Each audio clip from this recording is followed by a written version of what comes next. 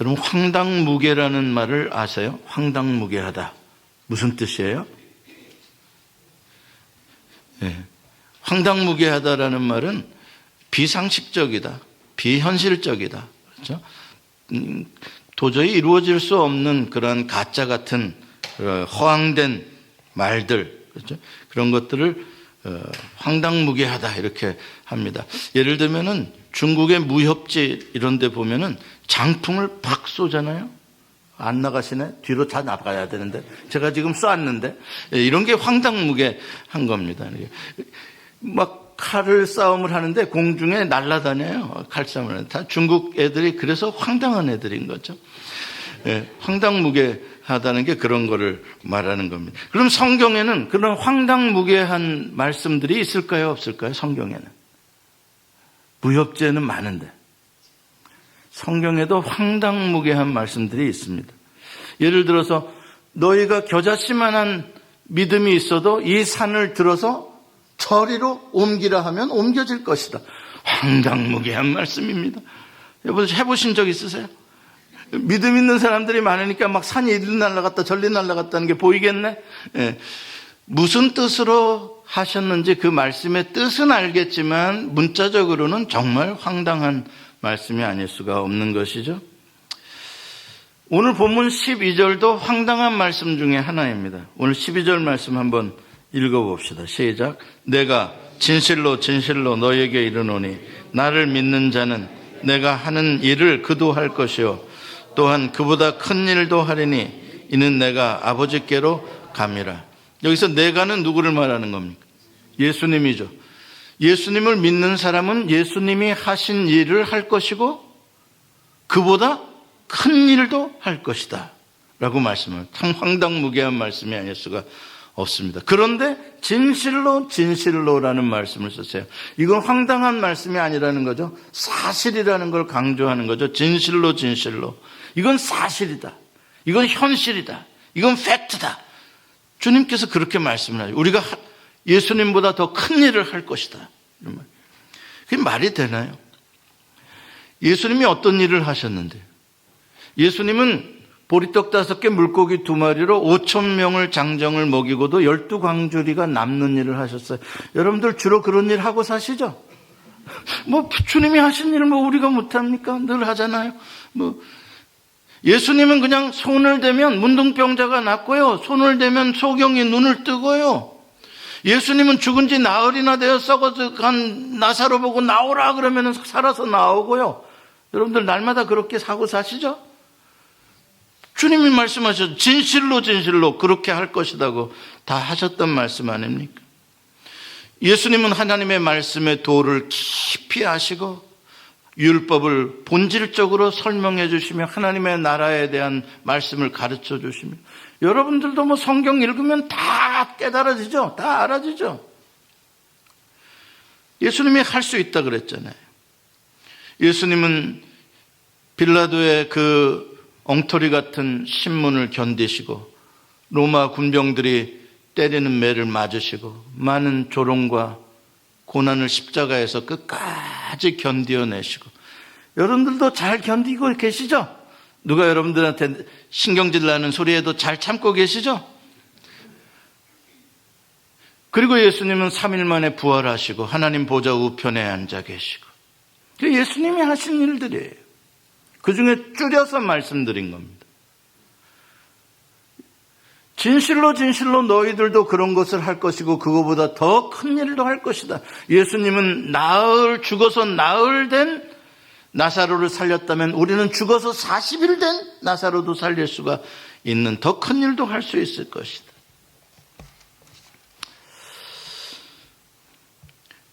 황당한 말씀입니다. 예수님은 성자 하나님이시니까 그렇게 하실 수 있죠. 우리랑 다른 분이잖아요. 그러니까 내가 할 수 있는 일이 아니라 그건 주님이 하실 수 있는 세계고 주님이 하시는 일이잖아요. 근데 왜 내가 주님과 같은 일을 할 수 있단 말입니까? 어떻게? 나는 다른데.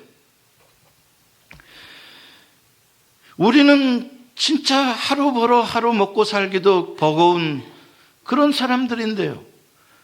감기만 걸려도 알아서 눕는 사람들인데 십자가에 달려서 나를 찌르는 군병들을 저들의 죄를 용서하여 주옵소서. 예수님은 그렇게 기도하셨잖아요. 우리는 나한테 조금만 화를 나게 만드는 사람도 쉽게 용서 못하는데요. 우리는 결심한 일도 작심삼일로 우린 그렇게 연약한 사람들입니다. 내 믿음 하나 건사하기도 힘들어서 그냥 어느 때는 또 시험 들었다가 또 일어났다가 자빠졌다 뒹굴었다가 나 혼자 신앙생활하는 것도 그렇게 어려워요. 그런데 우리가 무슨 예수님 같은 일을 하고 그보다 큰 일을 하겠습니까? 지금 예수님 앞에서 이 말씀을 듣는 제자들은 다릅니까? 우리나 다 비슷한 사람들 아닙니까? 아니, 객관적으로 사회적으로 보면 우리가 오히려 더 나은 사람들이잖아요. 우리는 그래도 대학물이라도 먹었고요. 우리는 그래도 좀 사회적으로도 그래도 중류는 되잖아요. 예수님의 제자들은 완전히 사회적으로 핫바리들 아닙니까? 저 시골 촌뜨기들. 그냥 태어나서 그물 가지고 고기 잡는 일밖에 못하던 사람들. 그 사람들이 예수님 같은 일을 한다는 말입니다. 그 사람들이 지금 예수님이 왕이 될 것을 믿고 여기까지 따라온 거 아닙니까? 예수님이 왕이 되면 내 팔자가 완전히 이제 나는 피게 될 거니까. 그죠? 그런데 지금 예수님이 죽으시고 그들을 떠나신다고 말씀을 하시는 거예요. 그러니까 그들은 지금 너무나 닭주청개가 지붕 쳐다보는 격으로 너무 황당한 상황을 맞이한 거예요. 그들은. 예수님이 가버리고 나면 어떻게 되겠습니까? 사실 몇 시간만 지나고 나면은 지금 이렇게 대화를 하고 계시지만 이제 몇 시간만 지나면 겟세마네 동산에서 예수님이 체포당하시게 되고 제자들은 다 도망치게 돼요. 나는 주님을 위해 죽겠습니다고 했던 베드로도 아시는 대로 예수를 저주하고 모른다고 하는 상황이 일어나는 거예요. 그런 제자들을 앞에다 놓고 현실 앞에다 놓고 예수님께서 하신 말씀이 니들은 나보다 더 큰 일을 할 사람들이다 라고 말씀을 하시니까 넌센스인 거죠. 황당무계한 말씀인 거죠. 몇 시간 후면 도망칠 사람들을 놓고 나보다 더 큰 일을 할 사람들이라니요. 여러분, 이 말이, 예수님의 이 말씀이 제자들에게 용기를 줬겠습니까? 이 말 들으니까 용기가 난다, 힘이 난다, 담대해지자, 이렇게 생각이 들었을 거예요. 여러분들처럼 졸고 계셨을 거예요. 나랑 아무 상관없는 말씀이야? 내가 예수님보다 큰 일을 하고 말고, 아무 상관없는 말을 하고 있는 거야, 지금 목사가. 이해합니다. 나의 현실과 너무나 동떨어진 세계를 이야기하는 거예요. 그냥 나 돈 조금 더 벌게 해주시고 나 그냥 조금 더 건강하게 살게 해주셔. 그 정도가 내가 믿고 바라는 바야. 무슨 예수님 같은 일을 하고 그보다 더 큰 일을 하게 되는, 나는 꿈도 꾸지도 않아, 그런 일은. 그렇다면 왜 예수님은 그런 황당무계한 말씀을 관심도 없는 제자들에게 지금 하고 계시는 것일까? 그 소중한 시간에, 이제 몇 시간 후면 헤어질 시간에 도대체 언제 이 제자들이 이 예수님의 말씀대로 될 건가? 어떻게 될 건가? 여러분, 오늘 본문의 이 상황에서 가장 심각한 문제가 뭔 것 같아요?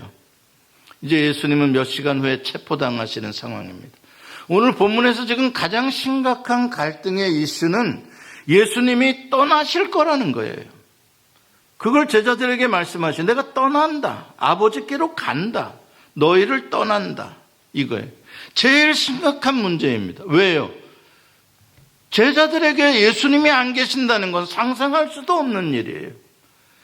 예수님 하나 바라보고 제자들은 여기까지 예수님을 따라온 사람들입니다. 예수님이 안 계시면 그들은 아무것도 아닌 거예요. 그들에게 무슨 능력이 있습니까? 그들에게 무슨 하나님 나라를 세울 비전이 있습니까? 뭐가 있습니까, 그들이?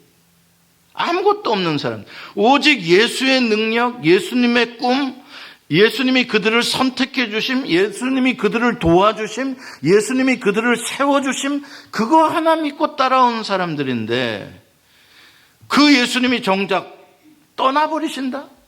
안 계신다? 자기들끼리만 남는다? 아무것도 할 수 없는 거예요. 물고기 잡으러 가야 되는 거죠. 제일 힘든 거예요. 그러니까 그들은 완전히 끈 떨어진 연처럼 뭐 희망을 좀 가져보고 예수님으로 말미암아 뭐 이렇게 하늘을 좀 날아보려고 했는데 예수님이 떠나시면 줄이 딱 끊어져 땅바닥에 그냥 곤두박질 치고 희망이 전혀 없는, 오늘 본문에 보면은 그들이 고아처럼 느껴지고 있는, 도와줄 자가 아무도 없는, 다시 갈릴리의 어부로 돌아갈 수밖에 없는 상황입니다. 신앙생활하는 성도들 중에도 그러한 마음으로 신앙생활하는 분들이 더러 계세요. 고아 신앙을 가진 성도들이. 나 혼자, 나를 도와줄 사람 아무도 없다, 세상에. 부모, 형제도 나를 도와줄 사람 많고, 친척, 친구도 나를 도와줄 사람이 없다. 교회, 성도들도 나를 도와줄 사람 없고, 다 내가 해결해야 된다. 내 짐이다. 심지어는 하나님도 나를 도와주지 않는다. 그걸 어떻게 알 수 있느냐? 하나님이 나를 도와주지 않는다는 걸 내가 기도하지 않는 걸 보고 알 수가 있는 거예요. 하나님이 나를 도와주실 분이라고 믿는다면 내가 범사에 기도하겠죠. 모든 상황에 하나님 나를 도와주세요. 그러나 하나님을 도와주실 분으로 여기지 않아요. 하나님을 생각하면 하나님은 저 멀리 계시는 분인 것 같고, 오늘 내가 이제 주일날 되면 내가 그 하나님 만나러 한번 가는 거고, 가서 그냥 나 좀 이쁘게 좀 봐주셔 하나님. 하나님만 생각하면 나에 대해서 화내고 계시는 것 같아. 이놈의 자식, 너는 그따위로밖에 신앙생활 못하냐. 그리고 하나님 살살 하나님 피해 댕기고. 이런 고아 신앙을 갖게 되면 능력이 없으면 물론이고 신앙생활하는 것 자체가 고역이에요. 먹고 사는 문제만으로도 짐인데 거기다가 신앙생활에 짐까지 얹어가지고 쉬어야 될 시간에 예배하러 가야 되고, 한 푼이라도 닭다리라도 사 먹을 돈 헌금해야 되고, 짐이지 뭐예요. 하나님께 아무런 도움도 받지 못하면서 맨날 하나님이 무섭고 하나님에게 가까이 가기도 싫고. 그러나 여러분, 그거는 완전히 틀린 생각입니다. 절대 나쁜 목사들이 여러분 협박하는 거기에 협박에 넘어가지 마세요. 요새 나쁜 목사들이 많아요. 성도들 겁주고요. 하나님이 당신을 보면서 실망하고 계십니다. 막 이런 거요. 싫죠? 그런 소리요. 힘들어요. 그런 소리 들으면. 하나님은 나를 보고 실망하고 계시는 게 아니고요. 나를 보고 기뻐하고 계십니다. 아멘. 여러분은 여러분들 자식 보면 맨날 실망스럽죠? 아니에요. 기쁜 거예요. 내 자식, 내 새끼. 무슨 소리예요? 기쁨을 이기지 못하리라고 하셔요. 그 하나님이 얼마나 좋으신 하늘 아버지고 나를 위하여 내가 구하는 것을 더 좋은 걸 주시기를 원하시는, 이 세상에 나쁜 아버지도 자식에게 좋은 걸 줄 줄 알거든 하물며 하늘에 계신 너희 아버지가 구하는 자에게 가장 좋은 것을 주시지 않겠느냐. 예수님이 하신 말씀이에요. 왜 고아 신앙을 갖습니까? 왜 나 혼자라고 생각하십니까? 그러면 신앙생활 할 이유도 없지요. 18절에 예수님께서 확실하게 약속하시는 말씀을 합니다. 내가 너희를 고아와 같이 버려두지 아니하고 너희에게로 오리라. 육신으로 보이던 예수님께서 이제 부활하시고 승천하시면 육신의 예수님은 안 보여요. 그런데 예수님이 다시 오신다는 거예요. 물론 종말에 재림하실 예수님을 의미하기도 해요. 그러나 성령님으로 오늘 본문에 보면 두 번째 보혜사로 예수의 영으로 우리에게 오시겠다는 거예요. 육신은 안 보이지만 예수님의 인격 그 자체, 영으로서의 존재, 본질 그 자체로 우리에게 오시겠다는 겁니다. 그리고 이미 오셨고요. 그래서 눈에 보이지는 않지만 예수님은 영으로서, 성령으로서 우리 안에 들어와서 우리와 영원히 함께 사시겠다는 거예요. 우리를 버려두지 않겠다는 거예요. 여기에 이제 아까 황당무계하게 느껴졌던 예수님 같은 일을 하고 예수님보다 더 큰 일을 하게 될 것이라는 해답이 여기에 있는 거예요. 나에게 다시 오신 예수의 영, 내 안에 영원히 거하시는 예수의 영, 거기에 이 모든 해답이 있는 것입니다. 그분이 오시면 나는 고아 아니죠. 그분과 함께 거하고 함께 사는 것이죠. 그분은 예수의 영이시기 때문에 예수의 인격을 내 안에서 만들어 가시죠. 그리스도의 장성한 인격의 분량에 이르도록, 내가 신의 성품에 도달하도록 그분이 나에게서 가르치시고, 예수 그리스도의 말씀, 진리의 말씀을 가르쳐 주시고 생각나게 하시고 내 안에서의 거룩한 변화를 일으켜 주시죠. 그래서 내가 말로만 어답트된, 입양된 하나님의 자녀가 아니라 진짜 하나님의 거룩한 자녀가 되도록 그 거룩한 예수의 영이 내 안에 들어와서 역사하시는 것이죠. 여러분, 예수님이 제자들을 떠나는 게 그렇게 심각한 문제였잖아요. 예수님께서 주신 해답은 뭐냐면, 내가 떠나는 것으로 끝나는 게 아니라 동시에 at the same time, 예수님이 육체로는 떠나시지만 영으로는 동시에 두 번째 보혜사로 오셔서 너희 곁에 있는 게 아니라, 너희 가운데 있는 게 아니라, 그 영은 너희 안에, 너희 심령 속에, 너희 육체 속에 그 예수의 영은 들어와 계신다는 거예요. 오시는 거예요. 리빙이 아니라 커밍이 이런 거예요. 두 개가 동시에 일어나는 거예요. 예수님이 육신으로 리빙 떠나시면서 예수님이 영으로 우리 안에 커밍 하시는 거예요. 그게 더 낫다는 거예요. 왜? 제자들이 눈에 보이는 예수님 곁에 두고 살았잖아요. 지금은 어떻게 됐는데요? 그 예수님이 내 안에 들어와 버리시는 거예요. 오늘 16절 말씀 같이 읽어보겠습니다. 시작. 내가 아버지께 구하겠으니 그가 또 다른 보혜사를 너희에게 주사 영원토록 너희와 함께 있게 하리니. 아멘. 여기서 중요한 말은 뭐예요? 영원토록 너희와 함께 있는다는 거예요. 늘 떠나는 게 제일 불안하잖아요. 하나님이 내 곁에 안 계시는 것 같은 거. 그런데 그럴 일이 없다는 거예요. 이제 영원히 예수님이 영으로 우리 안에 들어와 함께 사신다는 거예요. 그게 바로 성령 하나님이십니다. 예수님께서 십자가에서 우리의 죄를 대속해 주셨고, 예수님께서 완전히 율법을 행하신 의의 옷을 우리에게 거저 은혜로 입혀 주셨습니다. 그래서 우리는 구원을 받고 의인이 되었습니다. born again 했습니다. 그럼 성령님을 보내주셔서 두 번째 보혜사로 예수님께서 하시는 일은 뭡니까? 의인으로 구원받은 사람으로 우리가 예수를 닮아가고 하나님의 자녀로서 이 세상을 주님이 부르시는 그날까지 살아갈 수 있도록 이 신앙생활의 모든 여정을, 이 성화의 길을 예수의 영 성령님이 우리 안에 들어오셔서 인도하시고 가르쳐 주시고 역사하시고 도와주시고 이끌어 주신다는 것입니다. 여기에 소망이 있는 것이죠. 오늘 17절에 보면은 그 두 번째로 오신 보혜사가 어디에 계시는지에 대해서 분명하게 말씀해 주십니다.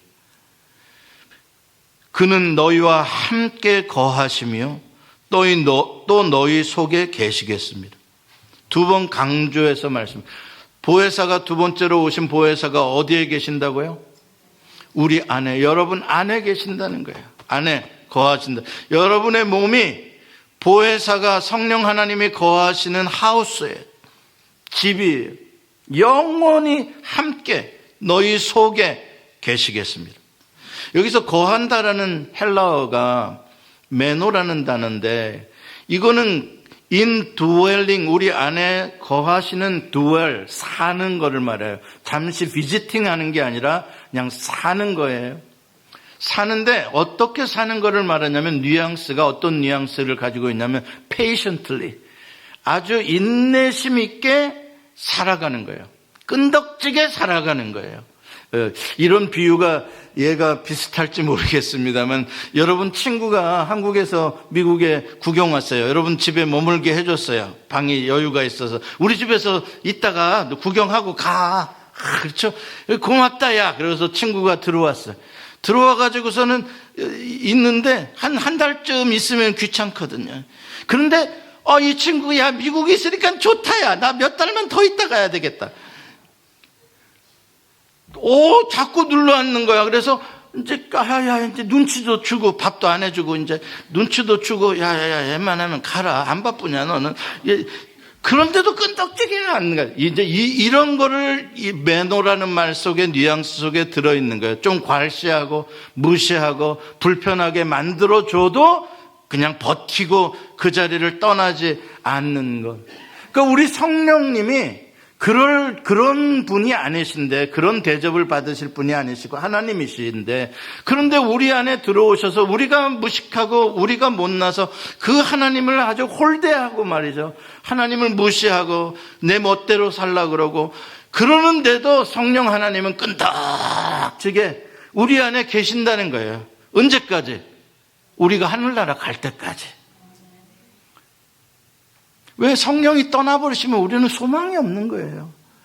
다윗도 그것을 알기에 주의 영을 내게서 거두어 가지 마옵소서 그런 거죠. 주의 영이 없으면 우리는 소망이 없는 거예요. 우리의 힘으로 신앙생활을 할 수 있는 게 아니에요. 성령의 도우심이 있어야 우리가 신앙생활을 할 수가 있는 거죠. 고린도전서 3장 16절 말씀 같이 한번 읽어봅시다. 시작.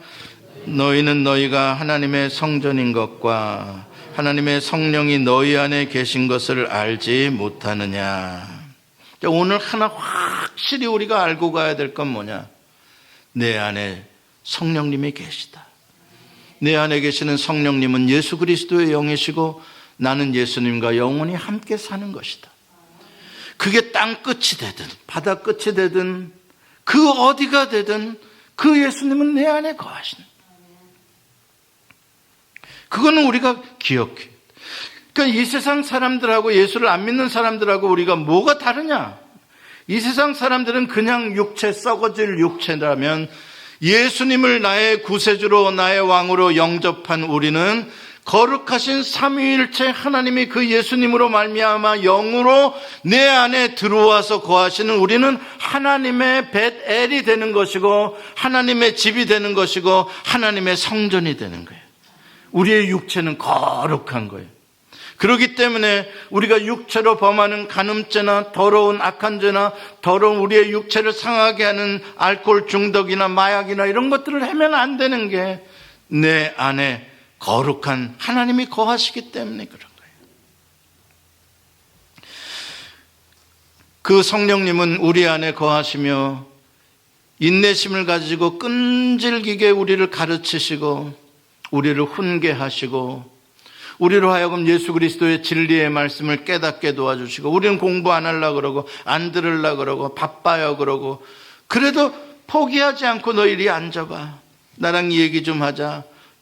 그리고 끈질기게 나의 성품을 고쳐가는 거예요. 그게 하나님의 성전으로 거룩하게 우리를 바꾸어 주시는 거죠. 그러니까 성령이 들어온 사람의 역사, 성령의 사람의 역사는 뭐냐? 방언이 일어나야 되고 통변이 일어나야 되고 신유의 은사가 일어나야 되고 그런 것들이 아니라 성령이 임한 사람의 특징은 예수 닮은 모습으로 변하는 거예요. 왜? 예수의 영이기 때문에. 예수가 아닌 예수 그리스도를 떠난 성령이란 존재하지 않아요. 성령님은 예수 그리스도를 드러내고 예수 그리스도를 영화롭게 하기 위해서 우리로 예수를 닮게 하기 위하여 우리에게 보내주신 영인 거예요. 그래서 이 사람이 성령 받았냐? 성령의 사람이냐? 무엇으로 하냐? 변한 거예요. 그 사람이 사랑의 사람으로 변하고 인내의 사람으로 변하고 절제의 사람으로 변하고 온유의 사람으로 변해가는 거예요.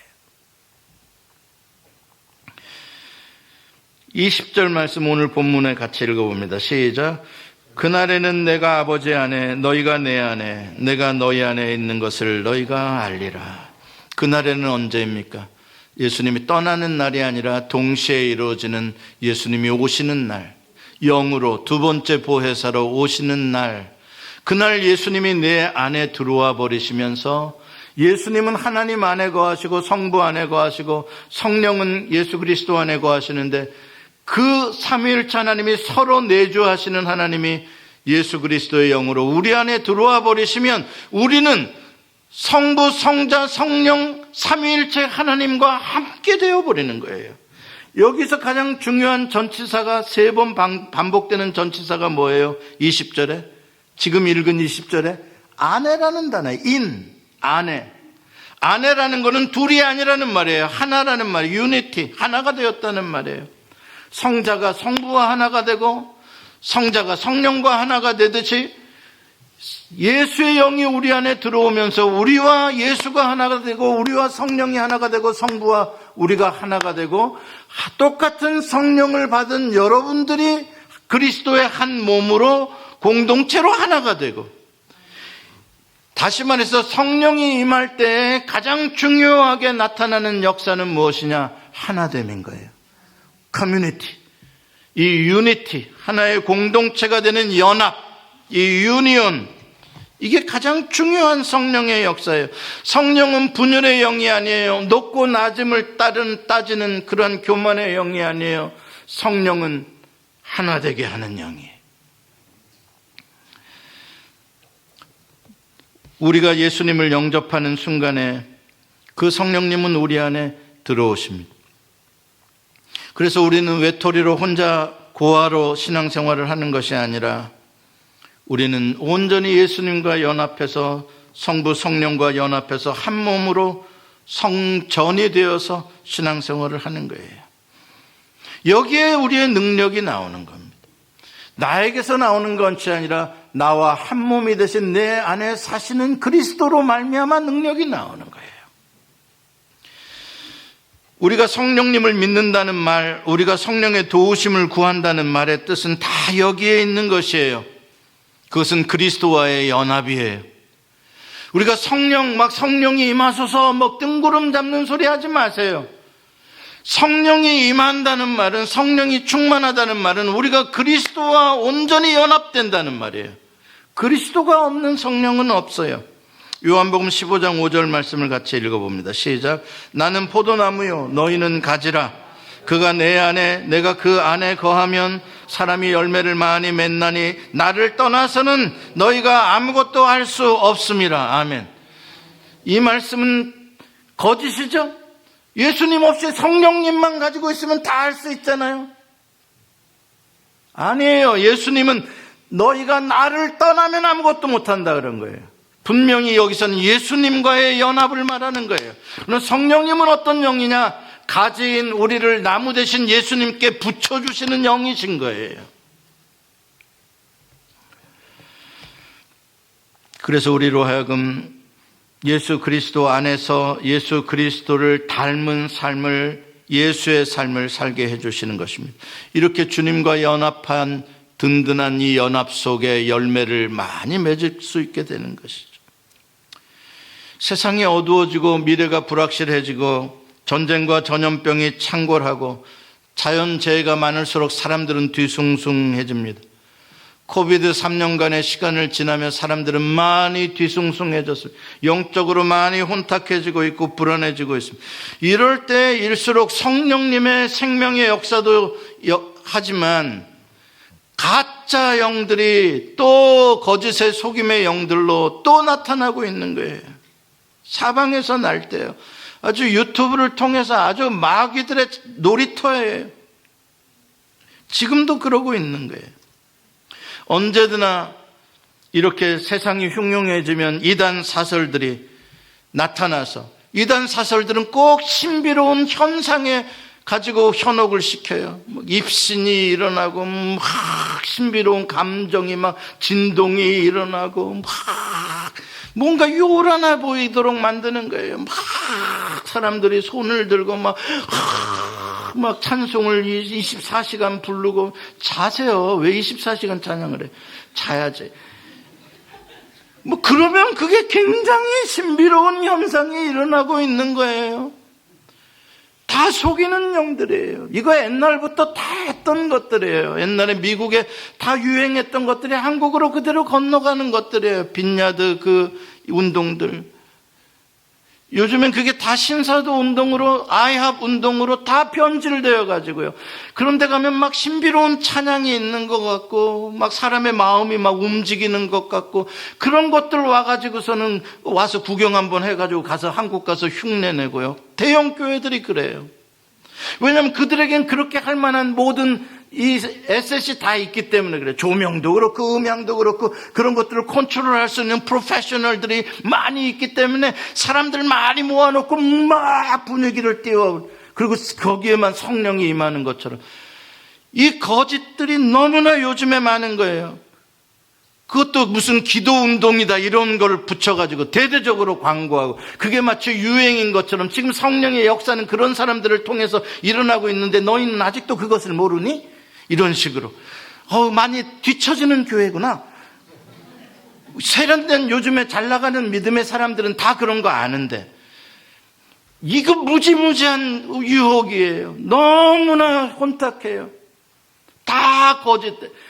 막 성령의 임재, 하나님의 임재가 임하십니다. 하나님의 임재라는 말을 쓰면 갑자기 거기가 거룩해집니까? 임재라는 게 우리말로 막 번역하면 뭐예요? 임재를 우리말로 번역하면 그냥 계시는 거예요. 여기에 하나님이 계셔요, 안 계셔요? 하나님이 여기 계신다는 것보다 임재하십니다. 그러면 막 엄청 계시는 것이 되는 거죠. 성령님이 지금 여기 운행하고 계세요, 안 운행하고 계세요? 운행하고 계세요, 성령님이요. 그런데 지금 성령의 기름 부음이 임하고 있습니다. 그러면 막 역사가 일어나는 것 같아요. 다 홀리는 말들이에요. 다 거짓된 말들이에요. 그러한 것들로 너무나 많은 사람들이 지금 속아 넘어가고 성령을 어떠한 기능이나 능력이나 현상이나 정작 내 안에 들어와서 나를 변화시켜 가시는 이 성령의 뜨거운 역사, 이 성령의 끝까지 인내해 주시는 나를 사랑해 주시는 내 안에 계시는 성령님은 의식하지 못하고 현상적으로 무슨 일이 일어나야 그게 성령의 역사는 교회입니까? 그렇지 않아요. 여러분 지금까지 여러분 혼자 신앙생활 해오셨죠? 어떻게 사셨어요? 여러분 힘으로 혼자 살았어요? 아니에요. 여러분의 지금까지의 신앙생활도 여러분 안에 들어오신 성령님이 인도해 주신 거예요. 여기까지 여러분들을 이끌어 주신 거예요. 그렇지 않고서는 우리가 신앙생활 못하는 거예요. 그러니까 제발 성령의 역사, 성령의 충만 이런 것들은 남에 의해서 수동적으로 내가 받아지는 존재가 아니라 이미 여러분 안에 그 성령님이 들어오셨음을 알고 여러분들이 성령의 주체가 되는 사람이 되셔야 된다는 말이에요. 속지 말라는 말이에요. 어떤 목사들은 옛날에 막 성령 받으라 막 이러더라고. 지가 성령을 주고 말고 해? 네가 성령보다 더 크냐? 이 나쁜 놈아. 그러면 뭐 그것도 모르고 막 아멘 하면 성령 달라고. 제발 무식한 짓 좀 하지 말자고요. 성령님은 여러분 안에 계시는 거예요. 말씀을 맺습니다. 어디서 뭐 성령이 막 비둘기처럼 임하고 그런 거 바라보지 마시고 이미 여러분의 안에 계시는 성령님을 무시하지 마세요.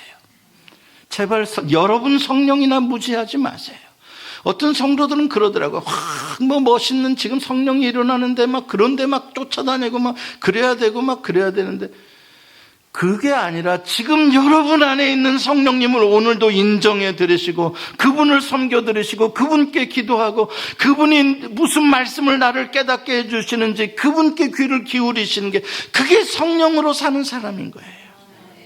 여러분 모두가 이 시대에 거짓 영에 속지 말고 성령의 사람들로 그리스도보다 더 위대한 일들을 진짜로 행하며 사는 분들 되시길 바랍니다. 기도하시겠습니다.